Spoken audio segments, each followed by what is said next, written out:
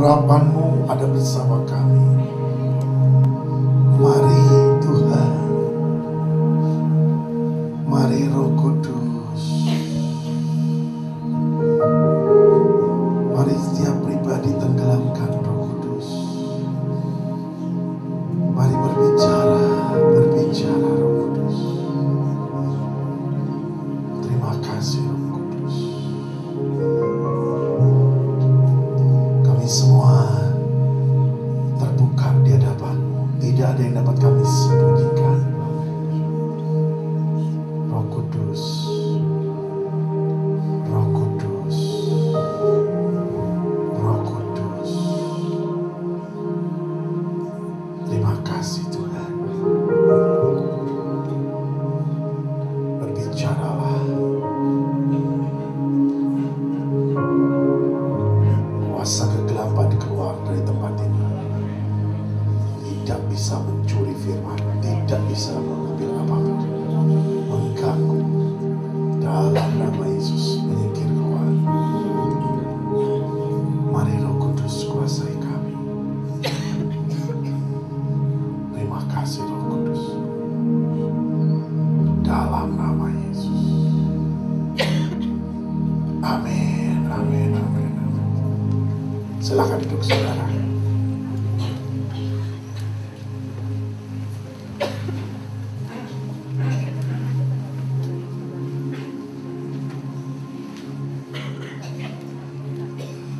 Saya berdoa supaya kita semuanya mengerti bahwa ini waktunya bukan kita hidup pakai kekuatan kita sendiri. Tapi ini waktunya kita mengerti bahwa Tuhan yang akan beracara dalam hidup kita. Ini waktunya. Kita tahu bahwa ini sudah bulan November dan sebentar lagi kita akan selesaikan tahun ini. Dan mungkin banyak orang sudah mendengar apa yang akan terjadi di tahun depan. Dan bahkan banyak daripada kita yang mulai gentar, khawatir dengan apa yang akan terjadi tahun depan. Tetapi saya berkata bahwa bulan Mei akhir Tuhan berjanji bahwa selama 2 tahun ini waktunya Tuhan bekerja. Ini waktunya firman akan menjadi daging. Ini waktunya di mana setiap janji akan digenapi. Ini waktunya di mana mungkin kau pernah mendengar nubuatan. Mungkin kau pernah mendengar firman rema demi rema. Dan ini waktunya untuk digenapi. Tetapi untuk terjadinya penggenapan itu diperlukan yang namanya percaya. Iman. Susah untuk terjadi kalau kita tidak punya iman. Susah untuk terjadi kalau kita khawatir. Karena akar daripada kekhawatiran adalah pribadi itu tidak mengenal Tuhan. Ini saudara. Jadi kalau saudara kenal siapa itu Tuhan yang kita sembah, harusnya kita tidak boleh khawatir, tidak usah takut. Kemarin pada waktu sesudah kejadian Lion Air jatuh, nah orang mulai ketakutan naik pesawat, saudara. Tetapi saya mulai berpikir, mau takut, tidak takut, tidak ada gunanya semuanya. Kenapa? Karena hidup kita ada di tangan Tuhan. Kalau sudah waktunya mati, mau dimanapun, ya pasti mati, saudara. Nggak mesti mati bayar dulu tiket pesawat.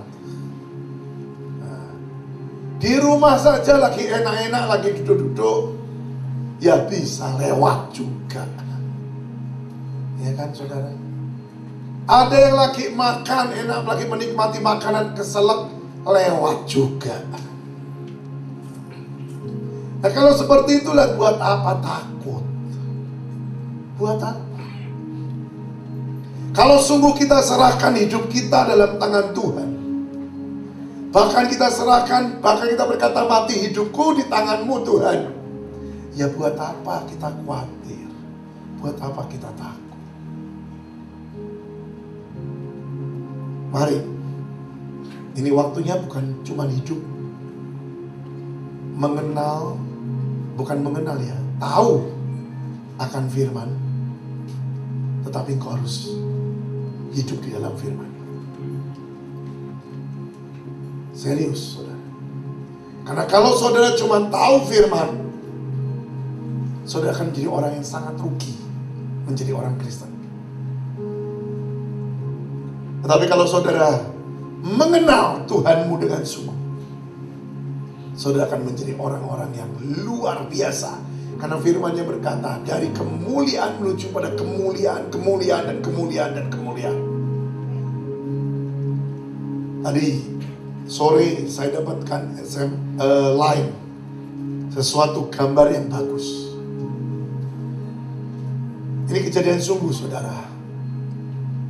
Ada seorang prajurit di Jepang yang beragama Kristen. Dan ini jelas tidak disukai oleh semua yang di situ. Satu kali komandannya ingin membuat dia malu. Ingin membuat dia malu. Dan komandannya ini memanggil dia.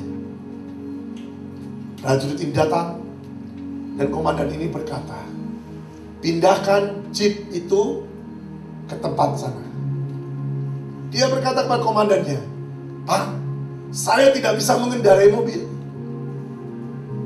Komandannya berkata, biar Tuhanmu yang kau sembah, itu yang akan menolong kau. Pindahkan. Nah, namanya prajurit, saudara, tidak ada kata tidak. Nah, ini yang sering kali kita juga lupa. Kita ini pasukan daripada Tuhan kita, tetapi kita terlalu banyak untuk berkata tidak. Kita banyak kali berkata dan beralasan untuk tidak mentaati, melakukan apa yang Tuhan kita katakan. Padahal kita nyanyi atau kita berkata, aku pasukannya Tuhan. Wah, tidak sesuai dengan apa yang dikatakan. Prajurit ini ngerti. Jadi akhirnya dia berjalan menuju pada jeep itu. Jadi terima kunci. Dan sementara dia berjalan, dia berdoa.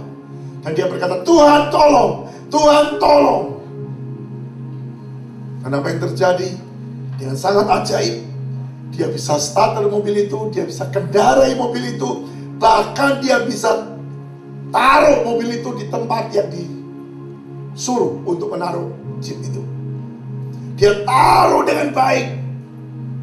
Dan pada waktu dia turun dari jeep, semua teman-temannya dan komandannya berkata, aku mau menyembah Tuhanmu. Dia kaget. Ada apa? Kenapa? Memang ada satu mujizat, bahwa dia bisa memindahkan saja itu sudah mujizat. Orang tidak bisa nyetir, saudara. Tapi kenapa sampai begitu banyak? Semuanya berkata, aku mau menyembah Tuhanmu. Aku mau. Bukan hanya sekedar tahu atau menghormati, tapi benar-benar aku ngerti Tuhanmu itu hidup.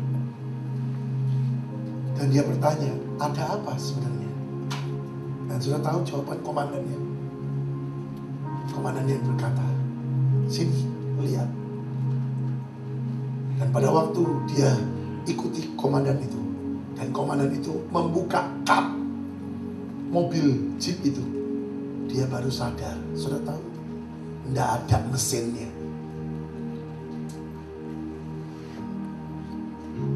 Saya jujur, pada waktu saya baca itu, saya seperti ditempeleng. Saya tidak ketawa, saudara, tapi saya seperti ditempeleng. Tuhan bilang, orang-orang seperti itu loh yang akan mengalami mujizat. Bukan orang-orang yang tahu firman, belajar firman, punya titel mungkin S1, S2. Tapi orang-orang yang seperti itu, yang ngerti dia tidak bisa apa-apa, tapi dia hanya mengandalkan Tuhan. Itu orang yang akan menikmati mujizat dan bawa jiwa buat Tuhan. Justru saya bilang bertobat kalian semua, dan saya juga akan bertobat dan sudah bertobat tadi. Kita dengan bangga berkata, aku melayani Tuhan. Aku sudah memberi. Aku sudah berkorban. Ayo, berapa jiwa yang kau bawa untuk Tuhan? Ayo jujur.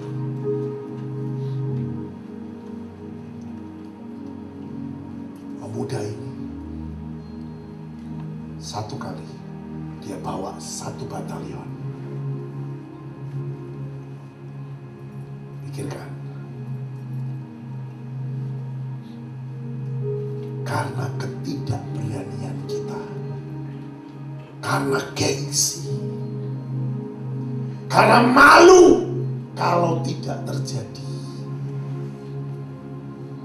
Jujur, seringkali kita berkata tidak, dan kita tidak melakukan apa yang Tuhan mau, karena terlalu banyak pertimbangan.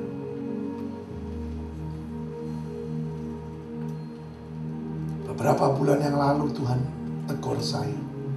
Tuhan berkata, firman-Ku berkata, kalau aku datang ke dunia untuk yang kedua kali, apakah aku mendapati iman di bumi? Saya bilang, iya Tuhan, itu firman-Mu. Tapi saya tidak ngerti maksud-Mu apa. Apa maksud firman itu? Masa kami tidak punya iman? Tuhan bilang, engkau tahu peristiwa di satu danau Galilea. Pada waktu itu Yesus jalan di atas air. Dan pada waktu murid-muridnya melihat itu dan berkata, itu hantu, hantu, hantu. Murid-murid itu yang ngomong, bukan orang lain. Murid-murid loh saudara, orang yang bersama-sama dengan Yesus, yang sebelum itu mereka melihat Yesus buat mujizat yang namanya 5 roti dan 2 ikan untuk 5.000 orang lebih, dan semua makan dan tersisa 12 paku. Dan pada waktu lihat Yesus jalan di atas air, semuanya teriak, itu hantu, itu hantu. Lihat, lihat. Firman yang kau baca, yang kau ngerti, yang kau dengar, tapi kau tidak alami. Engkau tidak punya pengalaman pribadi dengan Yesus. Ya seperti murid-murid itu.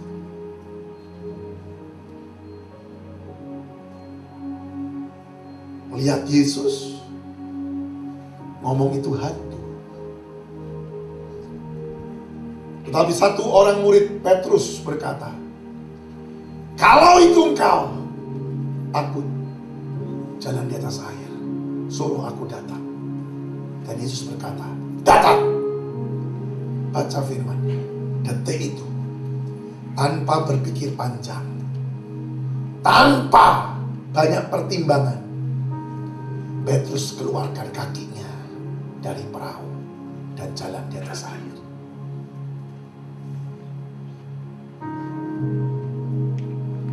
Itu iman yang sesungguhnya. Itu iman mula-mula. Itu yang Yesus katakan. Kalau aku datang ke bumi ini untuk menjemput, untuk membawa anak-anakku, adakah aku mendapati iman di bumi ini?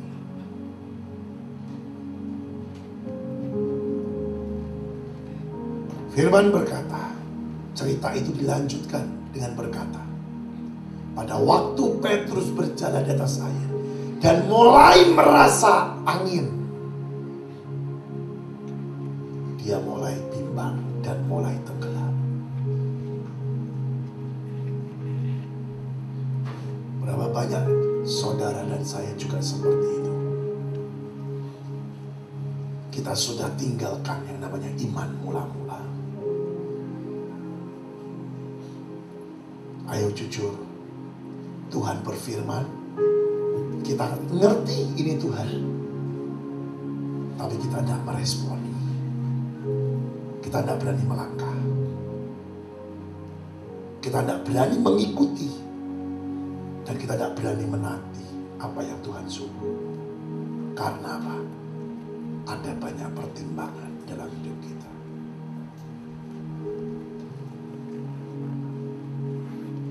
Bagaimana kalau tidak terjadi? Resikonya apa? Nanti aku nama baikku hancur. Ayo jujur. Itu yang sekarang terjadi di dunia ini. Mengasihi diri sendiri lebih daripada Tuhan. Karena apa? Karena engkau tidak kenal siapa itu Tuhan. Seseorang yang benar-benar kenal siapa itu Tuhan, dan dia ngerti siapa dirinya, orang itu tak akan pernah takut. Orang itu tak akan pernah goyah, karena dia mengalami. Contoh kisah 5 anak dara bijaksana dan 5 anak dara yang bodoh. Semuanya bawa pelita. Berarti semuanya itu, maaf, anak Tuhan. Bahkan saya berani berkata mungkin semuanya pelayan Tuhan. Karena mereka semua ngerti. Mereka semua menantikan yang namanya Maranatha, perkawinan anak domba. Tetapi apa yang terjadi? Di saat-saat menjelang Yesus datang, mereka semua lihat bahwa pelita mereka sudah hampir padam. Dengar saudara, belum padam, hampir padam. Pada waktu mereka melihat semua pelitanya hampir padam, pelita masing-masing dilihat, aduh sudah riap-riap, aduh sudah riap-riap ini. Mereka kembali lihat, wah minyaknya sudah mulai habis, hampir habis. Timbullah kekhawatiran, jangan-jangan tidak nyampe. Oh saudara. Dan semuanya khawatir, 10-10-nya khawatir. Cuman ada lebih baiknya, yaitu yang 5 bijaksana itu membawa minyak reserve. Jadi pada waktu lihat begitu, ya mereka 5 yang bijaksana ini tenang, tuang lagi minyak. Tetapi yang bodoh kelabakan. Akhirnya apa? Cari penjual minyak. Lihat. Dan kisah itu berkata, pada waktu mereka pergi, mempelai itu datang.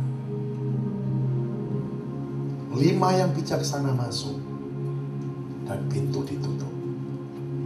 5 yang bodoh datang dengan membawa pelita yang menyala, saudara. Bukan pelita yang mati, pelita yang menyala.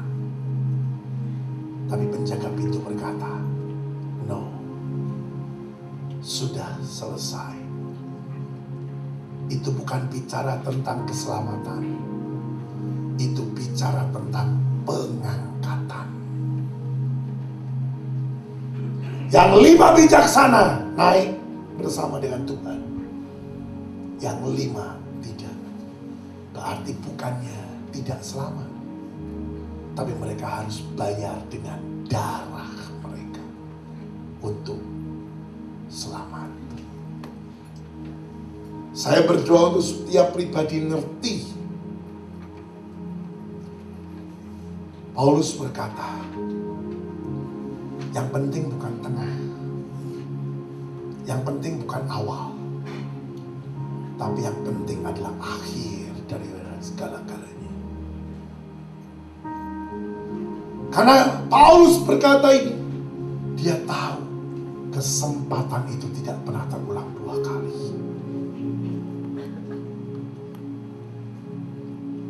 Kalau orang lihat, bener ya, Yesus datang di awan-awan, bener ya, bener kami diangkat. Tapi dia tertinggal. Mau sampai nangis, sampai keluar darah. Mau sampai berlutut, mau bayar berapapun miliar, berapapun yang kau punya.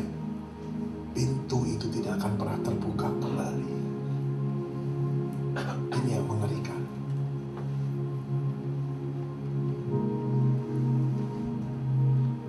Pintu itu sudah tertutup. Ya sudah. Makanya kita harus mengerti saat ini. Ini kesempatan. 2 tahun. Saya berani jamin. Saya berani jamin. Tuhan gak akan datang sebelum 2 tahun ini berlalu. Mungkin sudah berkata, wah mulai lagi pada dia yang sesat. Terserah. Tapi saya berani katakan, karena Tuhan jelas ngomong 2 tahun dari bulan Mei tahun ini, Tuhan gak akan hadir. Dalam arti dia datang sebagai Maranatha, gak akan datang. Tapi setelah 2 tahun saya gak tahu. Karena waktunya akan tiba dengan sangat tiba-tiba. Nah, saya bertanya pada Tuhan, kenapa 2 tahun? Tuhan berkata, ini waktunya nak menyiapkan yang namanya minyak reserve. Ini waktunya engkau siapkan minyak reserve supaya engkau tidak khawatir dan takut. Nah ini loh saudara. Makanya tema bulan ini 11. Kita harus mengerti, angka 11 tidak mungkin keluar kalau tidak didahului angka 10. Kalau kau lihat angka 10, 1 dan 0. 1 Tuhan, siapa yang 0? Saudara dan saya. Detik kita merendahkan hati, 0. Di situ Tuhan akan angkat saudara dan saya. Berjalan bersama dengan Dia. Saya sendiri bertanya pada Tuhan, setelah 11 apa Tuhan? Tuhan berkata, lihat angka-angka 11. Setelah 11, 12, 13, 14, 15. Dan Tuhan katakan, tidak ada angka yang turun. Ya kan saudara? Nggak ada yang dari 3 langsung turun lagi, hitungan jadi 2. Nggak ada. Naik terus. Ini diteguhkan dengan seorang hamba Tuhan kemarin berbicara hari Senin di pusat. Dan dia berkata, ini waktunya. Tuhan berkata tidak ada lagi penurunan, akan terus naik. Dan itu saya berusaha sadar, iya juga. Karena dari angka 11 terus naik dan tidak ada turun. Tetapi engkau bisa enggak 11 dulu? Dan tidak mungkin engkau menyodorkan dirimu sendiri. Nol. Harus terjadi di dalam hidup kita. Sadar, kita tidak bisa hidup di luar Tuhan. Sadar bahwa semua yang kita miliki pun ini miliknya Tuhan. Ayo, gampang untuk berkata yes, amin.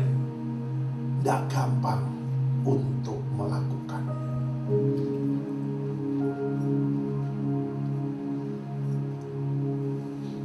Hari-hari ini Tuhan juga berkata, aku sedang siapkan yang namanya bendahara-bendaharaku. Nah ini saudara, apa itu dan siapa itu bendahara?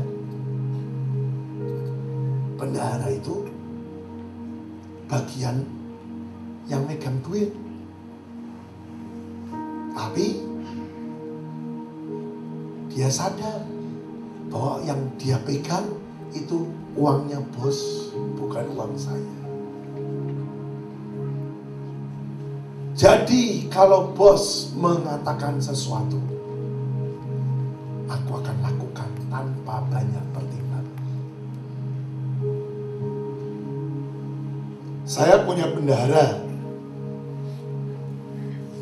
Tidak ada namanya bendahara saya berkata pada saya begini, Pak, gak bisa.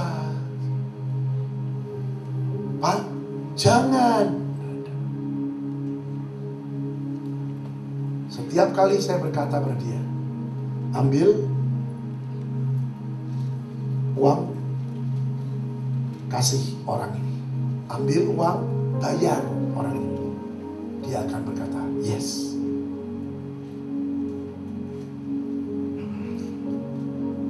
Dia tidak pernah berkata, jangan Pak, jangan. Nah, dia sadar bahwa itu bukan uangnya. Bagaimana dengan saudara? Ayo, saudara minta diberkati kan? Dan ini waktunya. Tuhan berkata, dalam 2 tahun ini akan terjadi berkat-berkat yang tidak pernah masuk di akal. Berkat-berkat yang melampaui dari pikiran dan perasaan manusia lah. Itu akan dicurahkan kepada kita. Dan setiap bejana-bejana itu akan diisi penuh oleh Tuhan. Sekali lagi, saudara sudah siap jadi bendahara belum?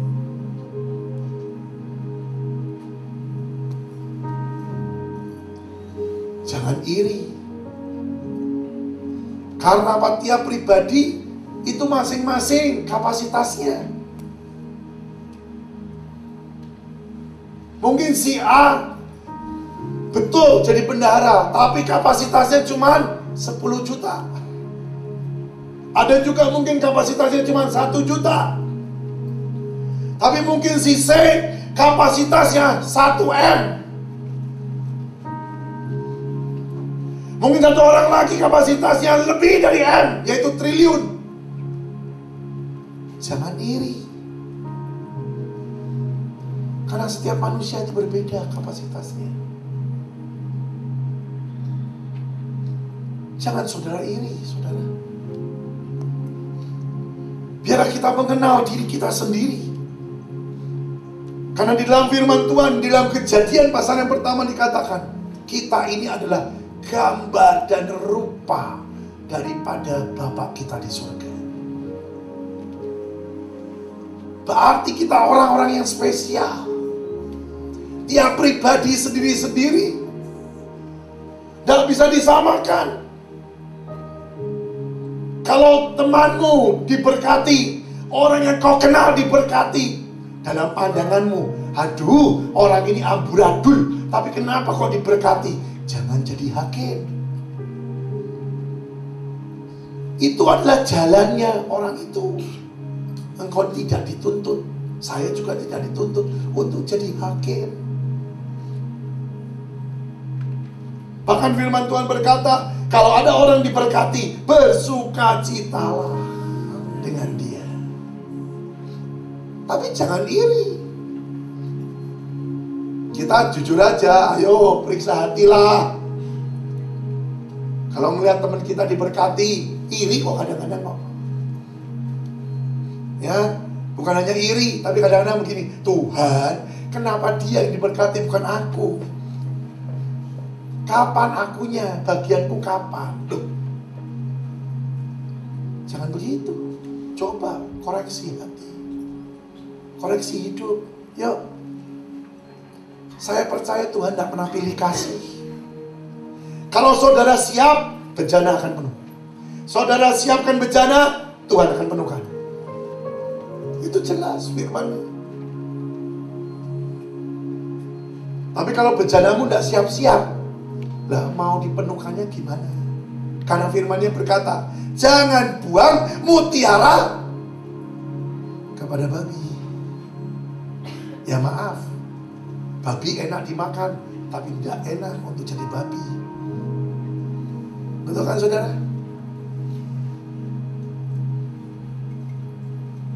Saudara bilang, tolong berkati aku Tuhan, minta tiap hari. Ya cuma minta doang, tapi tidak nyiapkan bejana, ya nggak bisa. Nah mungkin sudah tanya, bagaimana Pak mempersiapkan bejana? Satu yang tadi saya sudah katakan, benar. Ngerti dengan jelas, ini semua punyanya Tuhan. Aku cuma diberikan tanggung jawab untuk mengelola. Tapi ini semua punya Tuhan. Jadi kalau bosku Tuhan minta, aku kasih. Tanpa sayang.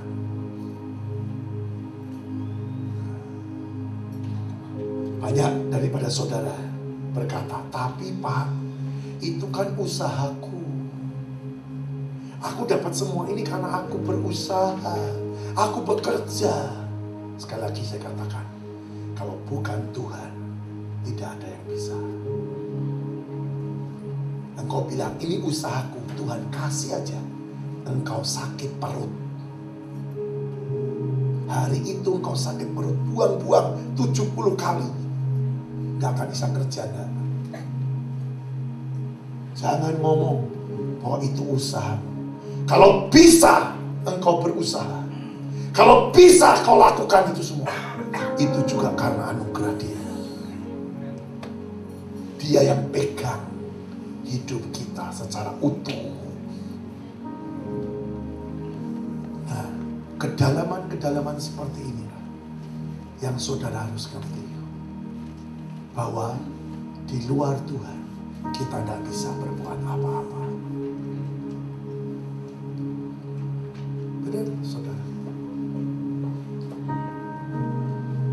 Saya tidak akan pernah bisa berfirman atau berkata-kata seperti ini kalau tidak ngalami. Saya ngalami dan saya tahu tidak gampang. Tapi semua yang Tuhan izinkan terjadi itu baik adanya. Yuk kita buka ya, ini satu ayat ya. Dalam Kejadian pasal pertama, Kejadian pasal pertama, mulai dari ayat yang ke-26 dulu, supaya saudara ngerti. Berfirmanlah Allah, baiklah kita menjadikan manusia menurut gambar dan rupa kita. Jadi saudara ini spesial. Supaya mereka berkuasa atas ikan-ikan di laut dan burung-burung di udara, dan atas ternak, dan atas seluruh bumi, dan atas segala binatang melata yang merayap di bumi. Maka Allah menciptakan manusia itu menurut gambarnya. Menurut gambar Allah diciptakannya dia, laki-laki dan perempuan diciptakannya mereka. Allah memberkati mereka. Lalu Allah berfirman kepada mereka, lihat, beranak cuculah dan bertambah banyak, penuhilah bumi dan taklukkanlah itu, berkuasalah atas ikan-ikan di laut dan burung-burung di udara, dan atas segala binatang yang merayap di bumi. Lihat saudara, jadi bukan cuman bengong dan jadi penonton, tapi dari awal Tuhan suruh kita kerja, kita melakukan sesuatu. Tetapi yang terjadi saat ini adalah banyak manusia hanya menjadi penonton, menghakimi orang, ngomongin orang. Kalau gosip itu paling enak. Makanya di firman lain dikatakan, kalau lu gak kerja gak usah makan. Loh, ini serius. Karena dari awal Tuhan bilang, engkau bukannya diam, lakukan sesuatu. Nah, ini loh saudara, ini. Jadi saya mau katakan, ayo kembali pada sesuatu yang benar. Kalau saudara kembali pada sesuatu yang benar, maka nanti akan berdampak terus benar, dan makin menjadi makin luar biasa. Tapi kalau saudara ini salah dan tidak mau kembali pada yang benar, repot. Nanti ujungnya bukan surga, tapi kekecewaan, kemarahan, iri. Dan Tuhan berkata, siapa yang salah? Aku memberikan pada semua sama. Ini loh saudara, ayo lakukan apa yang Tuhan katakan. Ada orang-orang berkata, Pak, tapi saya ini kok disuruhnya berdoa. Loh, berdoa yang Tuhan suruh, bersyafaat itu kerja saudara. Loh, saudara boleh tanya pada saya. Dan kalau saudara tanya, Pak, Bapak bisa doa syafaat? Tidak bisa. Saya kalau mau berdoa syafaat, saya akan paksa diri saya. Tapi memang ada orang-orang yang diciptakan untuk berdoa syafaat. Bisa berjam-jam berdoa, tapi bukan dirinya sendiri yang dia doakan, tapi dia berdoa untuk orang lain. Saudara dan saya bisa berdoa berjam-jam untuk diri sendiri. Itu bukan syafaat. Jadi kita harus mengerti, tidak usah ngurusin orang lain. Yuk, lakukan bagianmu masing-masing. Satu ketika Tuhan katakan, tuh seperti puzzle.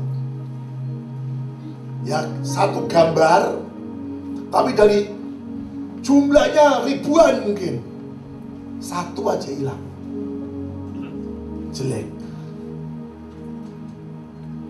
Atau satu gak ada, harganya pasti lebih murah daripada semuanya komplit. Saya percaya tiap pribadi masih punya visi dan misi yang Tuhan taruh dalam hidupmu. Ayo lakukan. Kalau saudara melakukan tepat, maka bukan hanya Tuhan disukakan, tapi apa yang kau lakukan selalu berhasil. Yohanes 10 ayat 10 dikatakan, Tuhan datang memberi hidup, dan hidup dalam kelimpahan. Apakah itu terjadi dalam hidup saudara?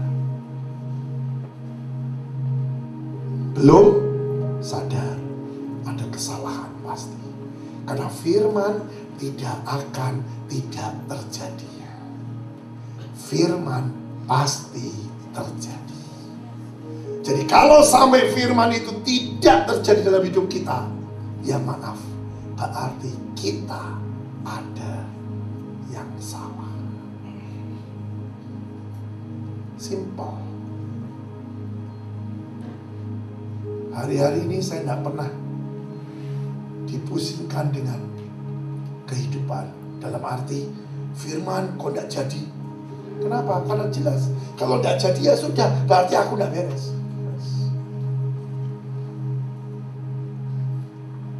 Karena kalau aku beres pasti jadi. Yes. Apapun. Bahkan firman berkata, yang kau kerjakan akan mendatangkan sesuatu keberhasilan. Karena firmannya bilang, rancangan Tuhan itu damai sejahtera, bukan kegagalan. Betul tak? Tapi kenapa kalau kita gagal?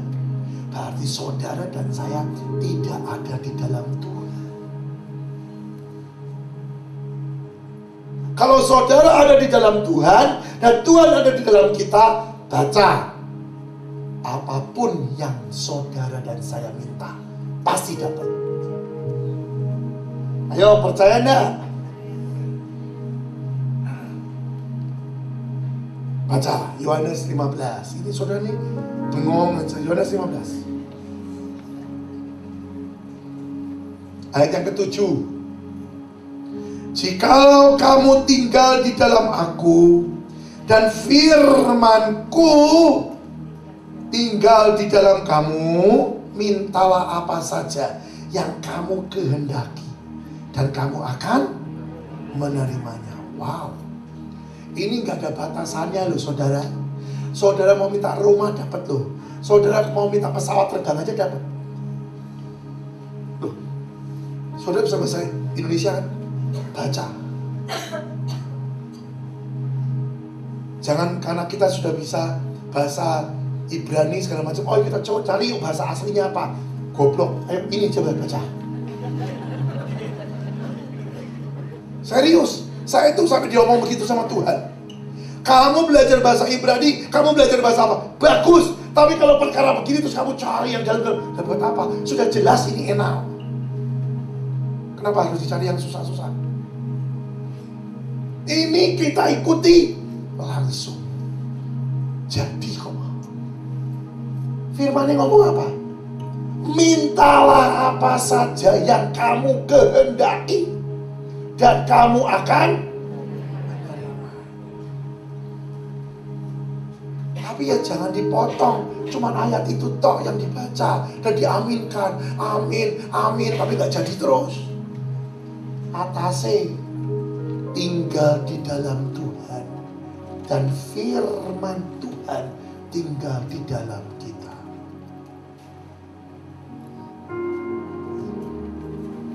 Firman gak pernah terlambat dan juga gak pernah tertunda kalau kita tepat dan kita lakukan bagian kita. Serius saudara, saya berdoa untuk supaya saudara ngerti ini. Karena apa? Ini benar-benar sesuatu yang spektakuler 2 tahun ini. Karena saya sudah dilihatkan Tuhan, apapun Tuhan katakan, itu sudah tersedia di depan.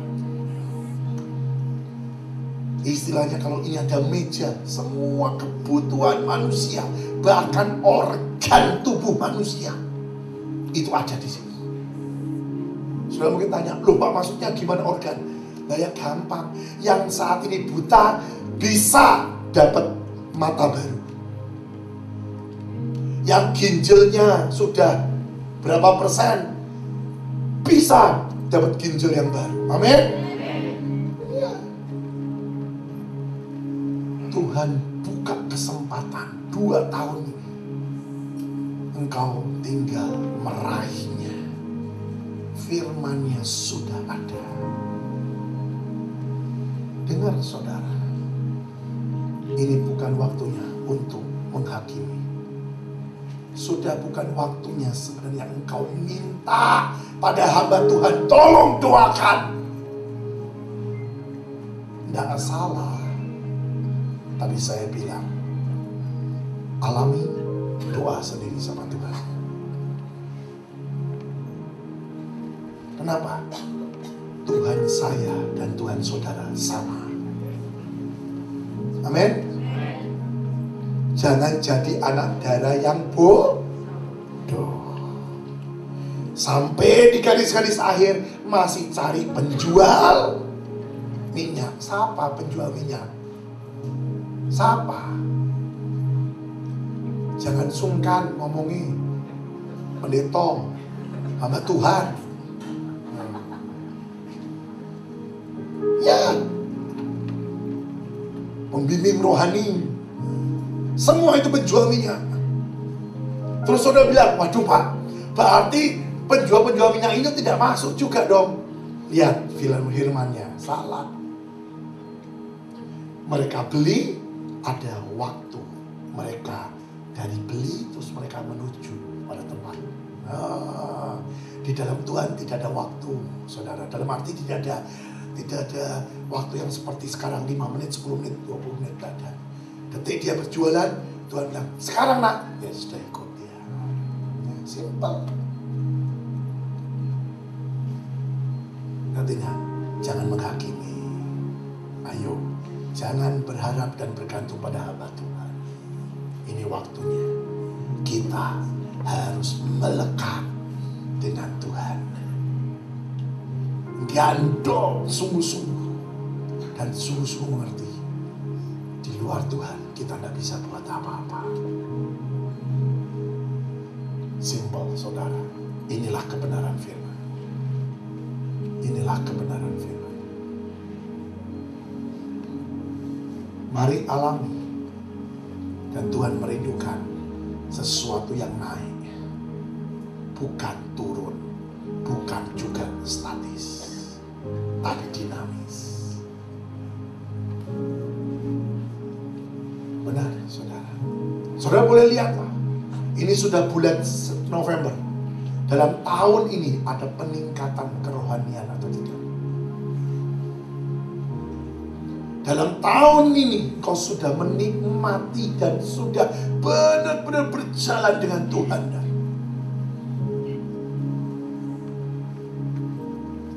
Jangan pernah menyerah. Kalau engkau masih bisa dengar khotbah seperti ini, Tuhan tidak marah. Saya juga tidak marah. Tapi Tuhan memperingatkan kita.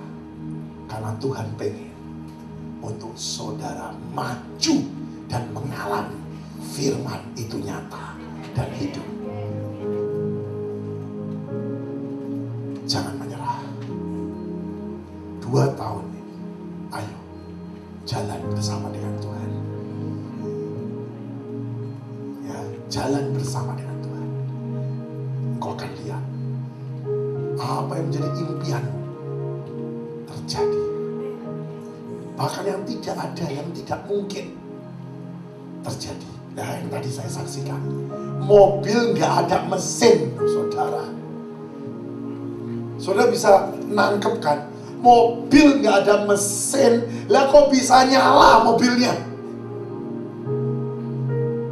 Bukan hanya nyala, bisa dikendarai, bisa sampai pada tujuan. Hah? Dari mana itu? Hanya karena melekat dan berharap pada Tuhan 100%. Dia tidak pernah memikirkan pertolongan dari orang lain. Tapi dia hanya memandang kepada Tuhan. Dia berkata, pertolonganku hanya datang dari Tuhan. Orang-orang seperti itu akan keluar sebagai pemenang. Tuhan tidak pernah meninggalkan orang seperti itu. Tapi kalau saudara masih ada jalan keluar, masih ada sesuatu yang dikatakan, dia masih bisa nolong aku. Biasanya Tuhan tidak pernah tolong. Tapi kalau hati kita terus berkata, sudah tidak ada jalan keluar, hanya di dalam Yesus tokoh. Hanya satu, saya percaya Dia tidak pernah tinggalin kita. Dia akan turun dan Dia akan bereskan semuanya. Amin. Percayalah, di dalam Tuhan selalu ada jalan keluar. Mari kita berdoa.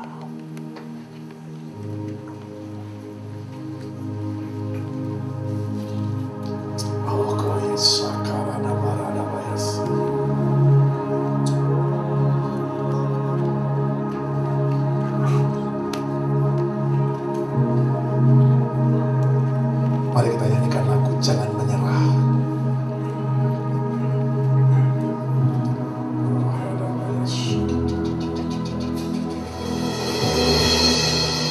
Sebelum kita menyanyi lagu ini, mari renungkan firman Tuhan. Mari renungkan firman Tuhan. Jangan jadi pendengar yang baik, tetapi firman Tuhan berkata, ayo jadi pelaku-pelaku firman. Kalau kau cuma mendengar firman dan berkata amin, amin, amin, gak ada gunanya. Saat ini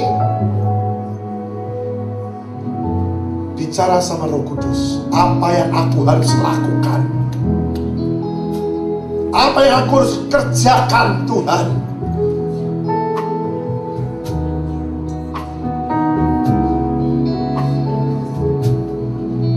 Apa yang aku harus kerjakan Tuhan. Aku tidak mau didapati menjadi seorang yang diam dan tidak bekerja.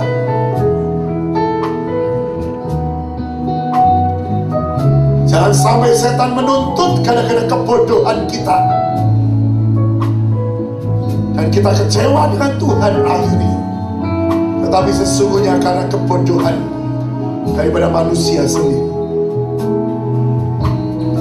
Tak pernah janji langit selalu biru, tetapi Dia berjanji selalu menyertai.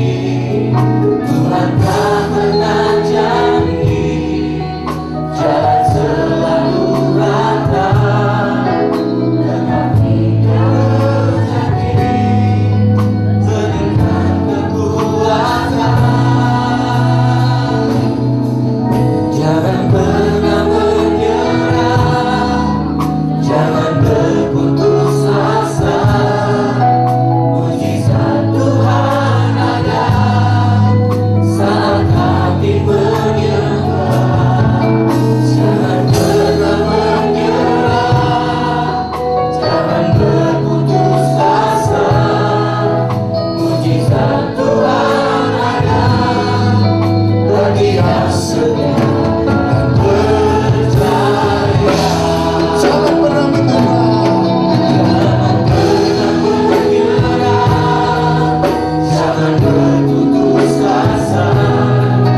Mujizat Tuhan ada saat hati menyerah. Jangan pernah menyerah, jangan berputus asa. Mujizat Tuhan ada bagi yang setia dan percaya.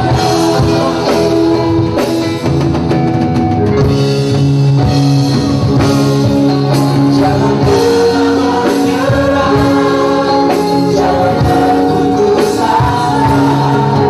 Mujizat Tuhan ada saat hati menyerah. Jangan pernah menyerah, jangan berputus asa. Mujizat Tuhan ada bagi yang setia dan percaya.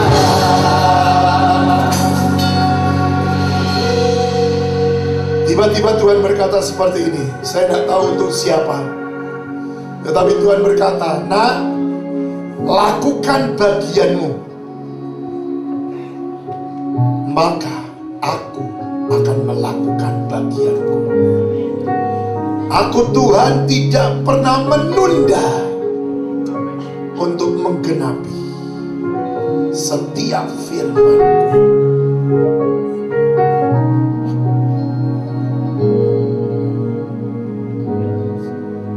Tugas saudara dan saya, lakukan bagian kita.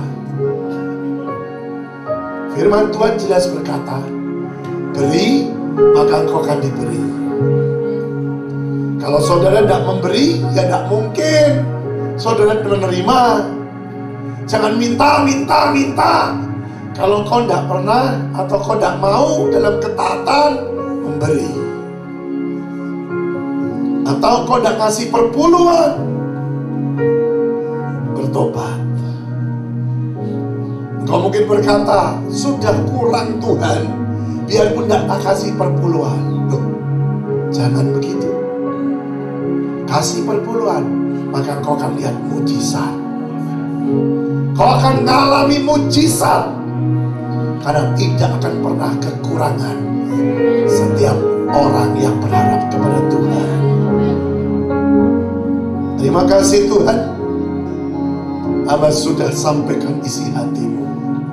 Mari Roh Kudus, mari berbicara terus, balut hati anak-anakmu. Oh Jesus, Tuhan merindukan untuk hati kita murni. Jangan pahit dengan Tuhan, jangan curiga dengan Tuhan. Setiap kali Tuhan menyuruh untuk saudara dan saya melakukan sesuatu, berkorban, memberi persembahan, dengan taati,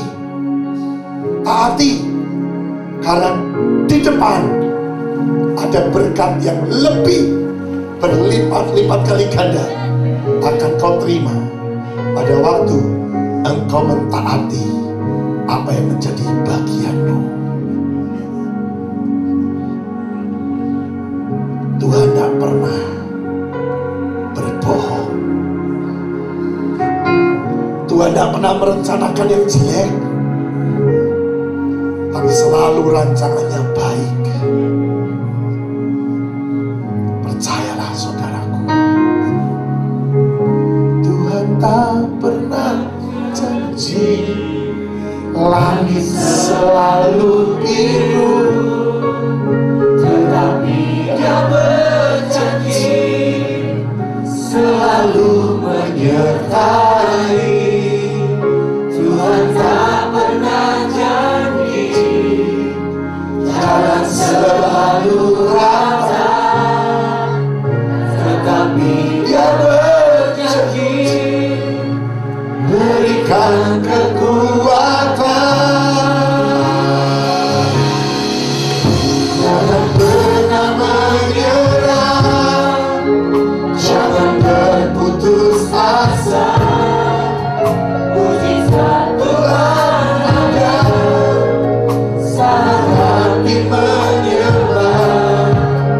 Jangan pernah menyerah, jangan berputus asa. Mujizat Tuhan ada saat yang setia dan percaya. Bagi setiap orang yang setia dan percaya, mujizat itu pasti terjadi. Mujizat itu pasti terjadi. Tuhan berkata, jadilah bendahara-bendaharaku. Detik engkau bisa jadi bendaharaku, aku percayakan. Aku percayakan bahkan apa yang tidak pernah kau pikirkan. Ini waktunya. Ini waktunya. Ini waktunya. Terima kasih Tuhan. Biar jadi sesuai dan kau mau. Thy will be done. Dalam nama Yesus kami berdoa. Semua berkata, amin.